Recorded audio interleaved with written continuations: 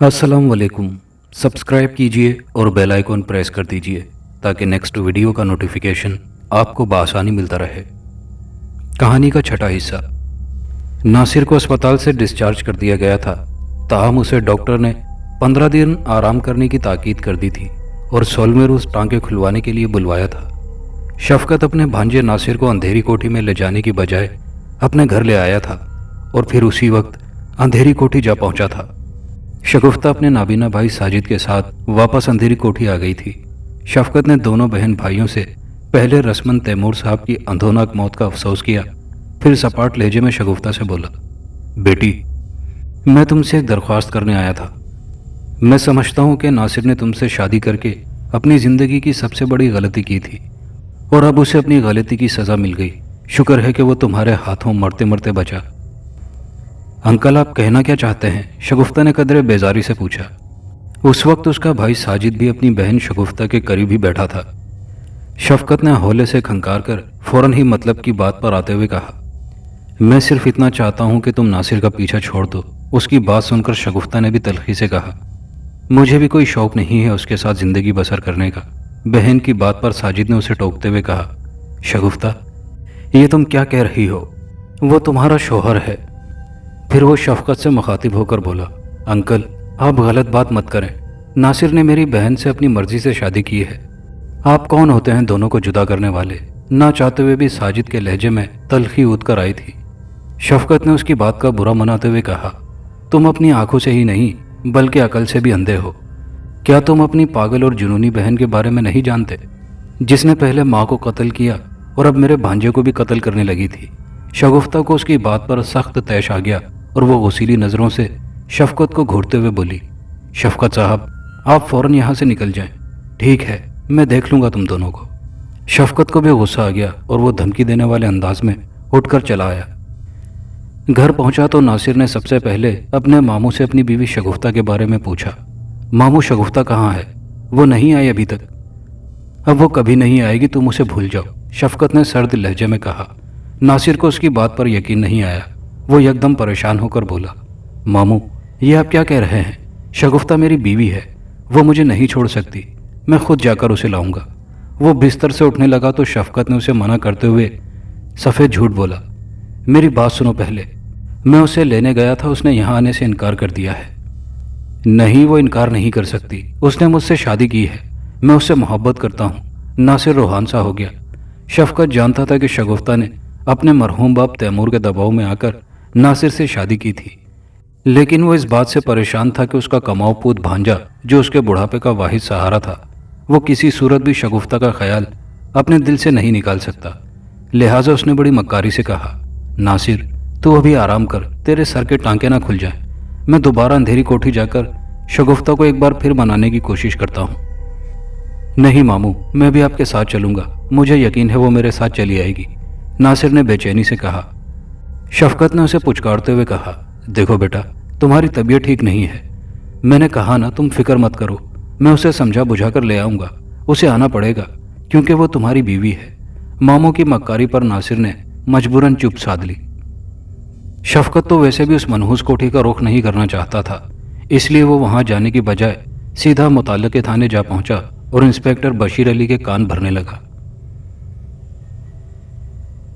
अंधेरी कोठी में अब वो दोनों बहन भाई अकेले रह गए थे। उनकी बड़ी बहन फायजा दूसरे शहर ब्याही हुई थी। वो अपने शौहर उस्मान के साथ उन्हें अपने साथ ले जाना चाहती थी, मगर ये दोनों नहीं मानते थे। अगरचे इस इनकार में ज़्यादा दखल शगुफ्ता ही का था, क्योंकि वो जानती थी कि वो अपनी बड़ी बहन फायजा को एक मर्तबा बुरी तरह जख्मी कर चुकी है, हत्ता कि उस बेचारी की शादी भी घटाए में पड़ गई थी। इसलिए वो नहीं चाहती थी कि दोबारा किसी के लिए मुसीबत बने, जबकि साजिद भी अपनी मुसीबतों की मारी बहन शगुफ्ता को छोड़ना नहीं चाहता था। उसकी कोशिश थी कि किसी तरह शगुफ्ता अपने शौहर नासिर के पास चली जाए, मगर शगुफ्ता अपने नाबीना भाई को तन्हा छोड़ने पर रजामंद न थी। दोनों बहन भाई इस वक्त परेशान थे और फिर यतीम व यसीर होने के बाद तो वो और भी हिरासा हो गए थे, मगर उन्होंने हौसला नहीं आ रहा था। यूं दोनों ने एक दूसरे का सहारा बनकर उस शैतानी मखलूक को नेस्तो नाबूद करने का पुख्ता अज़म कर रखा था। साजिद, मेरा ख्याल है अब हमें इस मनहूस कोठी को खैराबाद कहकर अपने पुराने मकान में शिफ्ट हो जाना चाहिए, शगुफ्ता ने किसी ख्याल के तहत भाई से कहा। साजिद भी अब इन्हीं खुतूत पर सोच रहा था। वो गोमगो के लहजे में बोला, मेरा तो दिल भी यहाँ रहने को नहीं चाहता शगुफ्ता, लेकिन अब्बू की नसीहत यही थी कि अगर शैतानी मखलूक को फना के घाट उतारना है तो हमें इधर ही मुस्तकिल डेरा जमाना होगा। क्या तुम भूल गई टाली वाले बाबा को? दर हकीकत उन्होंने ही तो अब्बू को इस बात की तलकीन की थी। भैया, मगर अब हम दोनों उस शैतानी मखलूक से भला किस तरह मुकाबला कर सकते हैं? शगुफ्ता ने मुतवहिश लहजे में कहा। साजिद कुछ सोचते हुए बोला, मेरा ख्याल है हमें टाली वाले बाबा से जाकर मिलना होगा और उन्हें ताज़ा तरीन सूरत हाल से आगाह करना होगा। वो ज़रूर हमारी मदद करेंगे। उन्होंने अब तक क्या किया है? उल्टा हमारे अब्बू। शगुफ्ता का लहजा रुंध गया। साजिद ने उसे दिलासा देते हुए कहा, देखो बहन, हिम्मत ना हारो, अल्लाह हमारी ज़रूर मदद करेगा। और ये भी तो सोचो कि अब्बू के इंतकाल के बाद हमारी किफ़ालत किस तरह होगी। हमारे पुराने वाले मकान से किराया जाता है तो गुजर बसर होती रहती है। अगर हम वहाँ शिफ्ट हो जाएंगे तो आमदनी का ये लगा बंधा सिलसिला भी टूट जाएगा और फिर ये कोठी भी अब हमारी मलकियत है। भला यहाँ कौन किराए पर रहेगा? तो क्या हम अपनी जानों से हाथ धो बैठे भाई? तुमने देखा नहीं, यहाँ आकर भी हम उस शैतानी मखलूक के शर से महफूज न रह पाए, शगुफ्ता ने रिक्कत आमेज लहजे में कहा। शगुफ्ता, इसमें तुम्हारी ही गलती है। हमने आज तक एक अहम बात पर गौर किया ही नहीं है, साजिद ने पुरख्याल लहजे में कहा। शगुफ्ता चौंक कर बोली, कौन सी बात? देखो, मैंने आज तक पेश आने वाले उन सारे पुरस्रार वाक़यात का बड़ी बारीक बीनी से जायज़ा लिया है। बिल आखिर में इस नतीजे पर पहुंचा हूं कि ये बदरू अपने अंदर इतनी ताकत नहीं रखती जितनी कि उसकी दहशत है। वो अचानक घर के किसी करीबी फर्द के रूप में अपने भयानक चेहरे के साथ नमूदार हो जाती है और तुम पर गैर इरादी और फौरी रद्द-ए-अमल के तहत खौफ आमेज जुनून चढ़ जाता है और तुम उस बदरू पर फितरी रद्द-ए-अमल के तहत फ़ौरन हमला कर देती हो। मेरे कहने का मकसद यह है कि अगर तुम ऐसे मौके पर खुद पर और आसाब पर काबू रखो तो फिर देखते हैं वो क्या करती है। साजिद की बात शगुफ्ता के दिल को लगी थी, चुनाचे उसने ताइदन कहा, शायद तुम ठीक कहते हो भाई, लेकिन मैं क्या करूं भाई? असल बात यह है कि पहले मैं उसे देखकर खौफजदा हो जाया करती थी, मगर अब ऐसा नहीं होता। अब जब भी उस भयानक मखलूक का चेहरा अचानक मेरे सामने आता है तो मेरे अंदर खौफ से ज़्यादा तेश आमेज जुनूनी कैफियत तारी होने लगती हैं और बेख्तियार मेरा दिल चाहता है कि उस पर हमला कर दूं।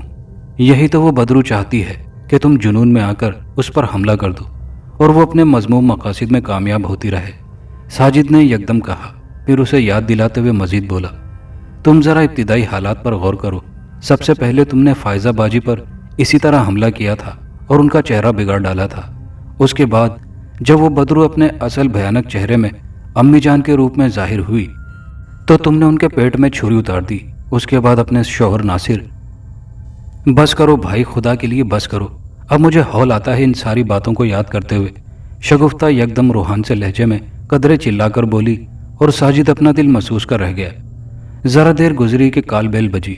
मैं देखती हूँ, यह कहकर शगुफ्ता उठने लगी। साजिद भी उठ खड़ा हुआ। मैं भी चलता हूँ। दोनों बहन भाई बाहर गेट तक आए। कौन है? शगुफ्ता ने गेट के करीब पहुंचकर कदरे बुलंद आवाज से कहा। दरवाज़ा खोलो बीबी, बाहर पुलिस खड़ी है। एक करख्त आवाज़ उभरी और दोनों बहन भाई परेशान से हो गए। साजिद देख तो नहीं सकता था मगर इंस्पेक्टर बशीर अली की आवाज़ सुन ली थी। ये आप मेरी बहन को किस जुर्म में गिरफ्तार कर रहे हैं? उसने पुरतशवीश लहजे में पूछा।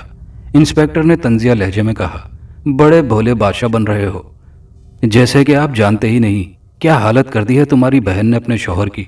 वो बेचारा मरते मरते बचा है। लेकिन इंस्पेक्टर साहब, वो एक इंतहाई रद्द अमल था। नासिर तो सारी हकीकत जानता है कि ऐसा क्यों हुआ था, और वैसे भी उसने शगुफ्ता के खिलाफ तो कोई बयान दिया ही ना था, ना ही पर्चा कटवाया।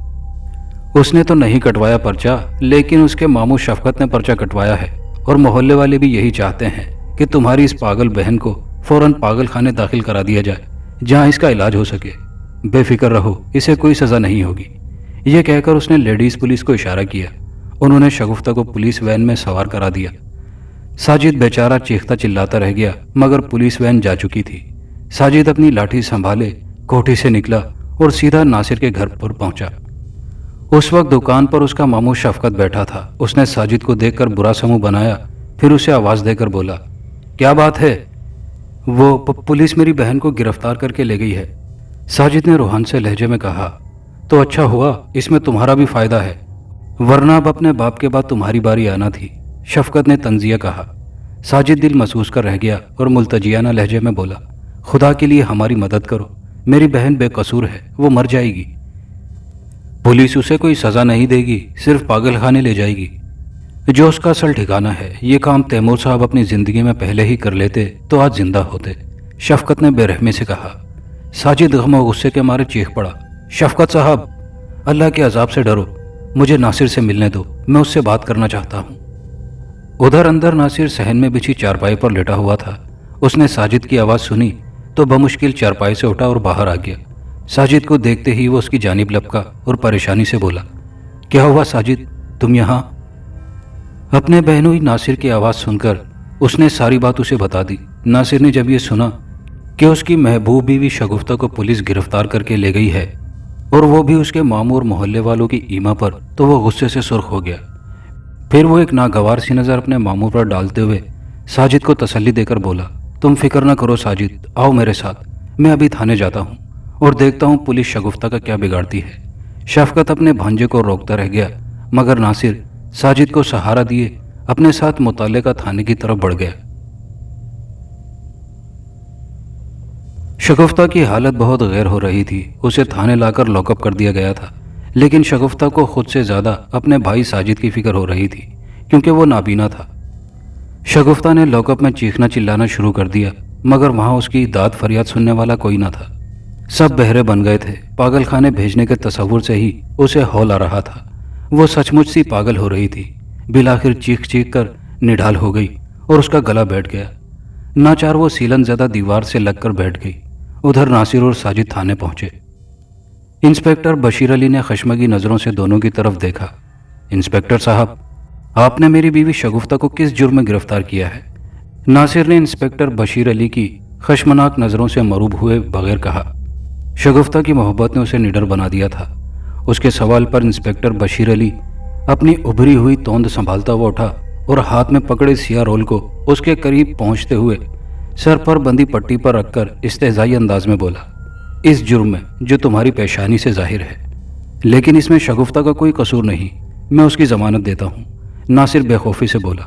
انسپکٹر بشیر علی نے کرخت لہجے میں کہا، تمہاری ضمانت نہیں چل سکتی، تمہارے ماموں اور محلے والوں نے یہ رپورٹ لکھوائی ہے کہ اس پاگل اور جنونی لڑکی کو فوراً گرفتار کر کے پاگل خانے بھیج دیا جائے۔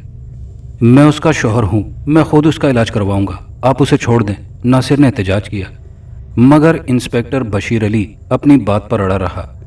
ساجد نے بھی انسپکٹر بشیر علی کی منت سماجت کی، مگر وہ سنگ دل اپنی ہٹ پر قائم رہا۔ ناصر اور ساجد اس گمبھیر صورتحال پر پریشان ہو گئے۔ انہوں نے انسپکٹر کو دھمکی بھی دی کہ وہ عدالت میں جائیں گے، مگر پھر بھی اس پر ذرا اثر نہ ہوا۔ بالآخر ناصر نے شگفتہ سے ملاقات کرنے کی درخواست کی، جو مان لی گئی۔ پھر جب ناصر اور ساجد کو لاک اپ تک لایا گیا تو ناصر اپنی محبوب بیوی شگفتہ کی حالت زار دیکھ کر دل محسوس کر رہ گیا۔ شگفتہ اسے اور اپنے بھائی کو دیکھ کر فوراً لبکی، پھر سلاخدار دروازے پر آ کر ناصر سے روحان سے لہجے میں بولی، ناصر، مجھے یہاں سے نکالو، یہ لوگ مجھے پاگل خانے میں داخل کروانا چاہتے ہیں، میں تو جیتے جی مر جاؤں گی۔ وہ رو رہی تھی۔ ناصر اپنی محبوب بیوی کی آنکھوں میں آنسو دیکھ کر پاگل سا ہو گیا۔ دکھ اور کرب کی اذیت ناک لہر نے اسے تڑپا کر رکھ دیا۔ پھر وہ اسے تسلی دیتے ہوئے بولا، شگفتہ، تم بالکل پریشان مت ہونا، میں عدالت جاؤں گا اور تمہیں ضرور رہائی دلاؤں گا۔ شگفتہ کو اپنے شوہر کی بات پر ڈھارس تو ہوئی، لیکن پھر اسے اپنے نابینا بھائی ساجد کی طرف دیکھ کر کہا، لیکن ناصر، ساجد کا کیا بنے گا؟ یہ تو بیچارہ دیکھ بھی نہیں سکتا میرے بغیر۔ شگفتہ، تم فکر مت کرو، اللہ مالک ہے، ساجد نے اسے تسلی دی۔ ناصر شگفتہ کے آنسوؤں سے لبریز چہرے کو محبت پاش نظروں سے دیکھتے ہوئے اس کے سلاخوں پر رکھے ہاتھوں کو پیار سے تھامتے ہوئے بولا، شگفتہ، تم ساجد کی فکر نہ کرو، میں اس کے ساتھ ہوں، میرا یقین کرو، میں تمہیں یہاں سے نکال کر ہی رہوں گا۔ اس مصیبت کے وقت میں تم دونوں کو تنہا نہیں چھوڑوں گا، یہ میرا وعدہ ہے۔ شوہر کی بات نے شگفتہ کا دل پگھلا کر رکھ دیا۔ اب اسے اپنے رویے پر شرمندگی ہونے لگی جو اس نے اب تک اس کے ساتھ روا رکھا ہوا تھا۔ آج اسے احساس ہو رہا تھا کہ ناصر واقعی اس سے سچی محبت کرتا ہے۔ وہ تعلیم یافتہ نہ صحیح، لیکن ایک وفاشیار اور बहादुर और सच्ची मोहब्बत करने वाला साथी और हमदम साबित हुआ था। आज पहली बार उसके दिल में भी अपने शौहर के लिए मोहब्बत का दिया रोशन होता महसूस हुआ था। चुनाचे वो निगाहें झुकाकर नासिर से मगमूम लहजे में बोली, नासिर मुझे माफ़ कर देना, मैंने तुम्हें गलत समझा। नासिर का दिल खुशी से बिल्लियों उछलने लगा। उसके बाद वो दोनों उसे तशफ़ी देकर वापस चले आए। अंधेरी कोठी पहुंचकर दोनों ने सर जोड़कर ये प्रोग्राम बनाया कि अदालत का दरवाज़ा खटखटाया जाए। साजिद की इस बारे में ये राय थी कि अदालत का मामला ज़रा लंबा पड़ जाएगा, अलबत्ता अगर किसी बड़े जिम्मेदार और पुलिस अफसर से मुलाकात की जाए तो ज़्यादा बेहतर होगा। ये तजवीज़ नासिर को पसंद आई। वो रात दोनों दोस्तों ने साथ गुजारने का इरादा किया। नासिर को अपने मामू शफकत से नफरत हो गई, क्योंकि वो जान चुका था कि ये सब उसी की वजह से हुआ था। यही सबब था कि जब शाम गए तक नासिर घर न पहुंचा तो शफकत का माथा ठनका। भांजे से उसकी मोहब्बत अपनी जगह, लेकिन हकीकत ये थी कि वो नासिर को अपने बुढ़ापे का सहारा समझता था। दुकान भी तो तकरीबन वही संभालता था, क्योंकि भांजे के सिवा उसका दुनिया में कोई न था। चुनाचे जब शाम गए नासिर न लौटा तो वो समझ गया कि उसका भांजा नाराज़ होकर ज़रूर अपने बिरादर निस्बती साजिद के यहाँ चला गया होगा। लिहाजा वो दुकान बंद करके सीधा अंधेरी कोठी जा पहुंचा, लेकिन नासिर ने उसके साथ जाने से साफ इनकार कर दिया। शफकत ने उसकी बहुत मिन्नत समाजत की, लेकिन नासिर न माना। अलबत्ता उसने ये शर्त रखी कि जब तक शगुफ्ता रिहा नहीं हो जाती वो उसके साथ घर नहीं जाएगा। नाचार शफकत को अकेले ही लौटना पड़ा। शफकत ने सोचा कि अभी नया नया जोश है, बाद में खुद ही घर आ जाएगा। नासिर और साजिद एक ही कमरे में सोए हुए थे। इन परेशान कुन हालात में दोनों की ही आंखों से नींद कोसों दूर थी। शगुफ्ता की परेशानी अपनी जगह थी, लेकिन जैसे जैसे रात गहरी और तारीक होने लगती थी उनके अंदर अनजाने खौफ ने भी सर उठाना शुरू कर दिया था। दोनों अलग अलग बिस्तरों पर दराज थे। रात दबे पांव सरक रही थी। हर सू खामोशी का राज था। दम बखुद सा माहौल धड़कता हुआ महसूस हो रहा था। कमरे में 0 पावर का बल्ब रोशन था। न जाने कब नासिर की आंख लग गई और गहरी नींद में डूब गया, जबकि साजिद को अभी तक नींद का जरा सा झोंका भी नहीं आया था। उसकी बेनूर आंखें खुली हुई थी। अचानक जाने क्यों उसका दिल यकबारगी किसी अनजाने खौफ से धड़का और वो अपने अंदर अजीबो गरीब सी बेचैनी महसूस करने लगा। उसने लेटे लेटे हौले से नासिर को पुकारा, मगर जवाब ना मिला तो वो समझ गया कि नासिर गहरी नींद में डूब चुका है। अचानक हल्की सी आहट उभरी। वो ठिठका, फिर कदमों की हल्की सी चाप उभरी। उसे यूं महसूस हुआ जैसे कोई उसकी चारपाई के करीब आ रहा हो। कौन? उसे नासिर की आवाज़ सुनाई दी। वो हैरान हुआ कि अभी थोड़ी देर पहले ही उसने नासिर को पुकारा था। फिर उसे फौरन ख्याल आया कि हो सकता है नासिर इस वक्त पानी वगैरह पीने के लिए कमरे से बाहर गया हो। बहर तौर उसने लेटे लेटे पूछा, तुम कहाँ गए थे? वॉशरूम गया था। उसे नासिर की आवाज़ सुनाई दी। जाने क्यों उसे नासिर का लहजा बदला बदला सा महसूस होने लगा। फिर दोबारा नासिर की आवाज़ सुनाई दी, आओ साजिद, ज़रा ऊपर चलकर बालकोनी में टहलते हैं, यहाँ घुटन सी हो रही है। कम वक्त नींद भी तो नहीं आ रही, ज़रा दिल बहल जाएगा, तब आकर सोने की कोशिश करेंगे। साजिद उसकी बात सुनकर उठ खड़ा हुआ। अगर साजिद देखने के काबिल होता तो उसे नासिर की बजाय एक बेरब्त सा साया फिजा में लहराता हुआ नजर आता और दूसरे बिस्तर पर गहरी नींद सोया नासिर भी दिखाई दे जाता। फिजा में मौला कुछ पुरस्रार हेवले का चेहरा किसी तेज वोट के बल्ब की तरह रोशन था, जो इंतहाई मकरू और डरावना था। ये उस बदरू का खौफनाक चेहरा था जो उसके खानदान की अजली और जानी दुश्मन थी। मगर साजिद बेचारा तो खुद नाबीना था। वो बदरू के धोखे में आ गया। वो कमरे से बाहर आ गया। वो बदरू नासिर की आवाज़ में बदस्तूर साजिद से बातें करते हुए उसके हम रकाब थी। वो इस तरह उसे समझाती हुई अपने पीछे आने पर मजबूर कर रही थी। उधर साजिद को इस बात पर हैरत भी हो रही थी कि आखिर नासिर उसे सहारा देने की कोशिश क्यों नहीं कर रहा। तब उसे नासिर की आवाज़ सुनाई दी, साजिद, मेरी आवाज़ पर चलते रहो। दर हकीकत मैं चाहता हूँ कि तुम बगैर सहारे के भी चलने की कोशिश करो। साजिद उसकी बात पर बेख्तियार मुस्कुरा दिया। वो बदरू साजिद को लिए जब खासी बुलंदी पर पहुंची तो साजिद ये नहीं जान सका कि उस बालकोनी का ये जीना आगे से उखड़ा हुआ था और उसके नीचे तारीख खला था। नाबीना साजिद धीरे धीरे जीना चढ़ता हुआ जब उस तारीख खला में अपना पांव रखने लगा तो अचानक उसे अपने अकब में से नासिर की तेज चिल्लाती हुई आवाज़ सुनाई दी, साजिद रुक जाओ, आगे कदम मत बढ़ाना, जीना टूटा हुआ है वरना नीचे गिर जाओगे। साजिद उसकी आवाज़ पर दम बखुद रह गया और फौरन ही रुक गया। اسے حیرت ہوئی کہ ناصر تو اس کے ساتھ آگے آگے زینہ طے کر رہا تھا، پھر نیچے سے ناصر نے کس طرح اسے پکارا تھا۔ حقیقت یہ تھی کہ ناصر کی اتفاق سے کسی کھٹکے پر آنکھ کھل گئی تھی۔ وہ جاگا تو اس نے ساجد کو بستر سے غائب پایا۔ وہ جلدی سے اٹھ کر کمرے سے باہر آیا تو یہ دیکھ کر دہل گیا کہ ساجد بالکونی کا ایک ایسا زینہ طے کر رہا تھا جو اوپر سے ٹوٹا ہوا تھا۔ اگر ناصر اسے بروقت آواز دے کر ہوشیار نہ کر دیتا تو یقیناً نابینا ساجد کافی بلندی سے نیچے گر جاتا۔ ساجد کے رکتے ہی ناصر جلدی جلدی زینہ طے کرتا ہوا اس کے قریب پہنچا اور ساجد کو تھام لیا۔ یہ تم کیا کر رہے تھے ساجد؟ کیا پاگل ہو گئے ہو؟ ناصر نے اسے سرزنش کی۔ ساجد حیرت سے بولا، تم ہی تو مجھے یہاں تک لائے تھے۔ کیا؟ ناصر دم بخود رہ گیا اور پھر ساجد نے اسے ساری بات بتا دی تھی۔ تب ناصر نے گہری سانس لے کر کہا، اللہ کا شکر ہے کہ میں بروقت پہنچ گیا۔ یہ ساری کارستانی اس بدرو کی ہی ہو سکتی ہے۔ آؤ میرے ساتھ، ذرا سنبھل کر۔ یہ کہہ کر ناصر اسے تھامے دھیرے دھیرے نیچے اترنے لگا۔ شیطانی مخلوق کا وہ بھیانک چہرے والا پراسرار سایہ غائب ہو چکا تھا۔ ساجد موت کے منہ میں جانے سے بال بال بچا تھا۔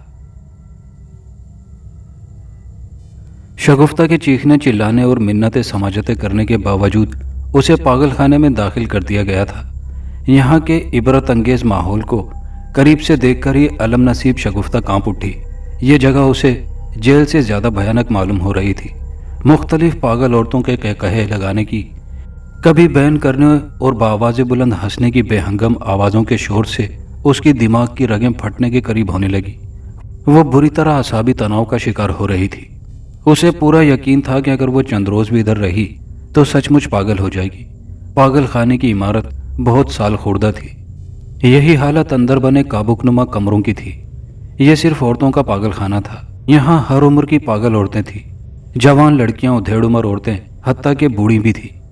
ہر کمرے میں 4 عورتوں کو رکھا ہوا تھا، بلکہ اس تنگو تاریک کمرے میں ٹھونسا ہوا تھا۔ پاگل خانے کی منتظم اعلیٰ ایک ادھیڑ عمر کالی اور موٹی سی عورت تھی۔ یہ بڑی خرانٹ عورت تھی۔ اس کا نام شمسہ بیگم تھا۔ دیگر عملے میں خواتین کے علاوہ 2 عدد مرد گیٹ کیپر یعنی چوکیدار بھی تھے۔ شگفتہ کو جس کمرے میں رہائش کا کونا ملا تھا وہاں ایک جھلنگا سی چارپائی بچھی ہوئی تھی۔ اس پاگل خانے میں بیشتر ذہنی مریضائیں خستہ حالت میں نظر آتی تھی۔ کچھ نسبتاً بہتر حالت میں اور آرام دہ کشادہ کمرے بھی تھے، مگر یہاں وہ پاگل عورتیں اور لڑکیاں ہی رہتی تھی جو دوسری عورتوں کی طرح لاوارث نہ تھی۔ ان کے خاندان کے افراد نے دے دلا کر انہیں نسبتاً بہتر جگہ میسر کروا دی تھی۔ جس کمرے میں شگفتہ تھی اس کی حالت تو انتہائی خستہ تھی۔ اس میں شگفتہ کے علاوہ 3 مزید پاگل عورتیں بھی تھیں۔ ان میں 2 تو خاصی ادھیڑ عمر کی نحیف اور ان کی حالت بھی نہایت خستہ ہو رہی تھی۔ میلے کچیلے پھٹے پرانے کپڑے، کھچڑی سے بال، ان کی صورتیں بڑی ڈراؤنی تھی۔ وہ دونوں ایک طرف بیٹھی خود سے عجیب عجیب انداز میں بڑبڑاتے ہوئے باتیں کر رہی تھی، جبکہ تیسری عورت نسبتاً بہتر حالت میں تھی۔ اس کی عمر زیادہ نہ تھی، 35 کے پیٹے میں تھی۔ وہ ایک کونے میں چارپائی پر خاموش بیٹھی ہوئی تھی۔ اس کے نقش بھی جاذب نظر تھے اور رنگ بھی صاف تھا۔ شگفتہ بغور اس کی طرف تکے جا رہی تھی۔ جانے کیوں شگفتہ کو یہ احساس ہونے لگا کہ یہ عورت پاگل ہرگز نہ تھی۔ وہ عورت بھی شگفتہ کی طرف خاموش نگاہوں سے دیکھے جا رہی تھی۔ شگفتہ اب اپنا سر گھٹنوں میں دیے سسک سسک کر رونے لگی تھی۔ اچانک اس کے سر کو کسی نے دھیرے سے چھوا تو اس نے سر اٹھا کر دیکھا۔ وہی عورت اس کے قریب کھڑی تھی۔ وہ بھی اس کی طرح خاصی غمزدہ نظر آ رہی تھی۔ مت رو بیٹی، کیا فائدہ اپنا جی ہلکان کرنے کا، وہ بڑی ملائمت سے بولی۔ شگفتہ اپنا دکھ بھول کر حیرت زدہ نگاہوں سے اس کی طرف دیکھنے لگی۔ اس عورت کے چہرے پر ہلکی سی مسکراہٹ تھی اور آنکھوں میں ہمدردی کی چمک۔ وہ اس کے قریب چارپائی پر بیٹھ گئی۔ آپ؟ شگفتہ اٹکتے ہوئے کہتے کہتے رکی۔ وہ عورت اس کے ہاتھ پر ہاتھ رکھتے ہوئے دھیرے سے بولی، ہاں، مجھے بھی تمہاری طرح یہاں زبردستی پاگل خانے بھیج دیا گیا ہے۔ اس کی بات سن کر شگفتہ کو ذرا حوصلہ ہوا اور اس سے پوچھا، آپ کو کیسے علم ہوا کہ میں پاگل نہیں ہوں؟ وہ عورت عجیب انداز سے مسکرائی اور بولی، جس طرح تمہیں میرے بارے میں اندازہ ہوا۔ میں نے تو آپ سے کچھ نہیں کہا کہ آپ… شگفتہ کچھ کہتے کہتے رکی، پھر جانے کیوں خفت سے انداز میں مسکرا دی۔ میرا نام زینت ہے، تمہارا نام؟ وہ عورت اپنا نام بتاتے ہوئے مستفسر ہوئی۔ شگفتہ ناصر۔ شادی شدہ ہو؟ ہاں، ناصر ہے اس کا نام۔ ہاں، کیا اس نے تمہیں یہاں… نہیں، وہ تو بہت اچھے ہیں، मुझसे बहुत मोहब्बत करते हैं। शगुफ्ता एकदम बोली। तो फिर तुम यहाँ कैसे? अच्छी भली हो।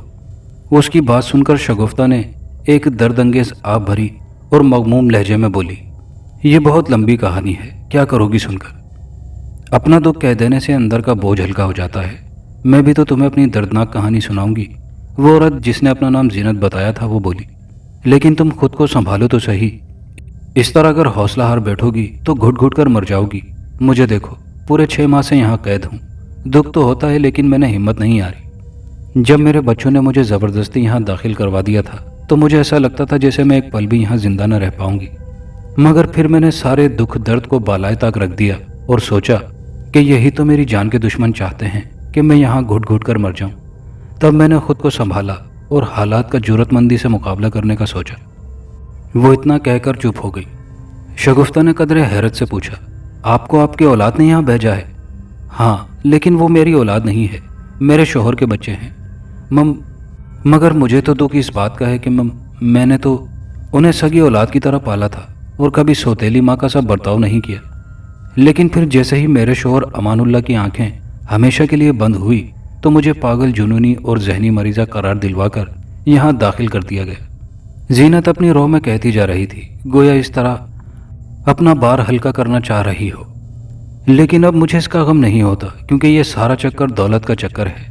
मुझे यकीन है कि अगर इन हालात में मेरी अपनी सगी औलाद भी होती तो वो भी यही करती। लेकिन अब मेरे दिलो दिमाग में उनके लिए नफरत भर गई है। मैं भी उन्हें उनके मकसद में कामयाब नहीं होने दूंगी। इतना बताकर वो खामोश हो गई। शगुफ्ता ने देखा उसका चेहरा तैश और नफरत की आग से सुर्ख हो गया था। आंखों से चिंगारियां सी फूट रही थी। पहली बार शगुफ्ता को एहसास हुआ, कहीं ये वाकई पागल तो नहीं। तुम बताओ, तुम्हारे साथ क्या जुल्म हुआ था? जीनत ने अचानक खुद पर काबू पाते हुए शगुफ्ता से पूछा। फिर जब शगुफ्ता ने अपनी पुरस्रार और दहशतनाक दास्तान सुनाई तो जीनत शगुफ्ता की अजीबोगरीब और नाकाबिले यकीन दास्तान सुनकर दम बखुद सी रह गई। फिर लुकनत ज़दा लहजे में बोली कि क्या वाकई तुम पर किसी जिन का साया है? हाँ, लेकिन सिर्फ मुझ पर नहीं बल्कि मेरे सारे खानदान का दुश्मन हो गया है वो। मुझे तो अपने भाई साजिद की फिक्र हो रही है।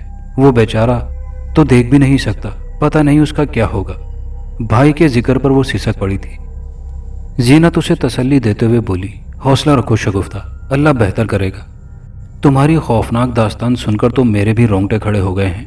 वैसे शुक्र करो, तुम्हारा शोहर नासिर तुमसे सच्ची मोहब्बत करता है। वो चैन से नहीं बैठेगा और ज़रूर तुम्हें यहाँ से निकलवा कर रहेगा। इतना कहकर वो ज़रा फिर थमी और बोली, मेरा शोहर अमानुल्लाह भी मुझसे बहुत मोहब्बत करता था। उसने मरने से पहले अपना सब कुछ मेरे नाम कर दिया था। उसे शायद ये डर था कि मरने के बाद सौतेली औलाद कहीं मुझे दर बदर और खाक बसर न कर दे। लेकिन बावजूद इसके वो चारों अपनी साजिश में कामयाब हो गए। आए रोज़ मुझे तंग करने लगे, बुरी तरह सताने लगे थे। उल्टे सीधे और गंदे गंदे इल्ज़ामात मेरे सर थोपते रहते और मुझे पागल सा बना डाला। वो यही चाहते थे कि मैं सचमुच पागल हो जाऊं। वो लोग मुझे पागल करार देकर यहाँ भेज दें। लेकिन वो इतना कहकर रुकी। शगुफ्ता ने देखा उसके होंठों पर बड़ी जहरखंद मुस्कुराहट थी। वो लोग अब भी पूरी तरह अपनी साजिश में कामयाब नहीं हो पाए हैं। उनका वकील मुझे जहनी मरीजा करार देने के बाद मेरे शोहर की सारी दौलत और जायदाद हथियाकर मुश्ताक, अजहर, नईम और बबली के नाम करवा दे। लेकिन जब वो यहाँ ये देखने के लिए आते हैं कि मैं वाकई पागल और जहनी मरीजा हो चुकी हूँ या नहीं, तो उन्हें उस वक्त सख्त मायूसी होती है कि जब मुझे वो बिल्कुल भला चंगा देखते हैं। अब वो चारों इस बात के मुंतज़िर हैं कि मैं इस माहौल में रहकर सचमुच पागल हो जाऊं ताकि मुझे अदालत के सामने हाजिर करके मेरे पागल होने की हातमी तस्दीक की जा सके। इसलिए अब मैं खुद को संभाले रखती हूँ। लेकिन इस घुटनज़दा माहौल में रहते हुए कभी कभी मुझे ये खौफ होता है कि मैं सचमुच कहीं पागल ही ना हो जाऊं। इतना बताकर जीनत की आंखों में भी आंसू मड़ आए थे। शगुफ्ता को उसकी दुख भरी दास्तान सुनकर बहुत अफसोस हुआ था। बज़ाहिर दोनों का मसला एक ही था। जीनत को उसकी सौतेली औलाद अपने मज़मूम मकासिद की खातिर पागल करार देने पर तुली हुई थी, जबकि शगुफ्ता के शौहर का मामू शफकत उसे पागल करार देकर अपने भांजे नासिर को उसकी ज़िंदगी से हमेशा के लिए निकालना चाहता था। शगुफ्ता ने पूछा, तो क्या आपके शौहर ने अपना सब कुछ आप ही के नाम कर दिया था? नहीं, उसने अपनी औलादों के नाम उनका हिस्सा कर दिया था। मुझे भी हिस्सा दिया था, लेकिन चारों बच्चों का हिस्सा मेरी कोठी में मौजूदगी से मशरूत रखा था। शौहर के कारोबार और कोठी में भी मेरा हिस्सा था।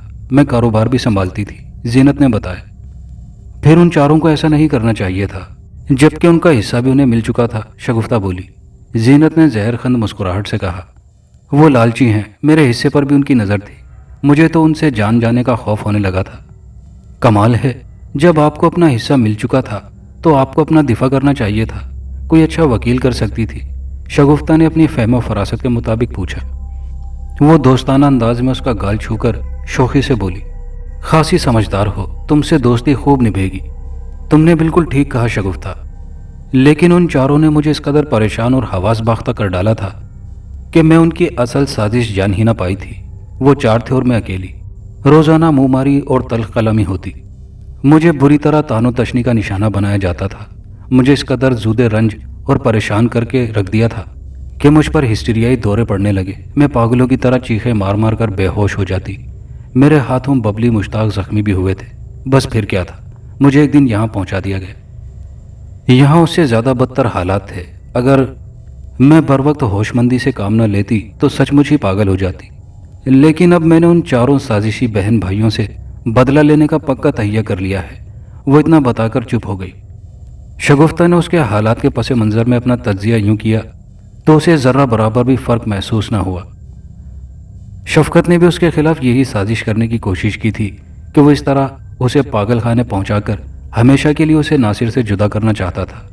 यूं जीनत और शगुफ्ता जल्द ही आपस में घुल मिल गई। जीनत का ख्याल था कि वो सिर्फ एक बार यहाँ से निकल जाए तो अपना ज़्यादा मौसर तरीके से दिफा कर सकेगी। कमोबेश यही ख्याल शगुफ्ता का भी था। यूं दोनों ने एक रात फरार होने का प्रोग्राम बनाया। दौरान गुफ्तगू जीनत ने शगुफ्ता को एक और लर्ज़ाखेज़ हकीकत भी बताई थी, जिसे सुनकर शगुफ्ता जान से कांप उठी। जीनत ने उसे पागल खाने की मुंतजिम आला के बारे में बताया था कि वो बहुत खुरांट और जालिम औरत है। उसके बड़े बड़े लोगों से ताल्लुकात हैं और कोई बैद नहीं कि वो साजिशी टोलों से लेन देन भी करती हो, लिहाजा यहाँ से निकलने का एक ही तरीका है, यानी फरार।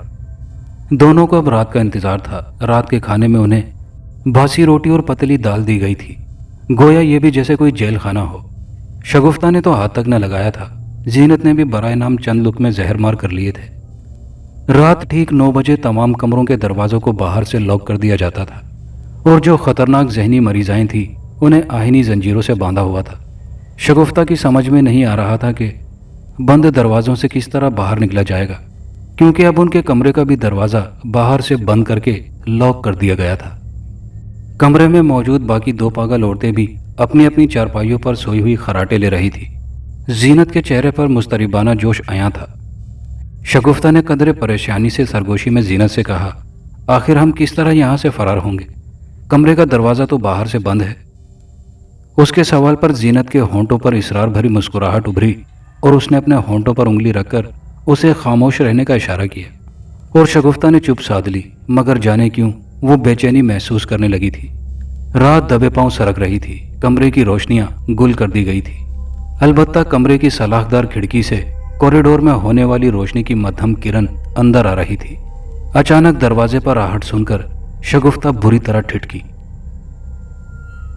दोस्तों, ये कहानी अभी जारी है। कहानी का बकिया हिस्सा अगली वीडियो में मुलाहिजा कीजिएगा और दोस्तों से गुजारिश है कि चैनल को सब्सक्राइब कर लीजिएगा। शुक्रिया।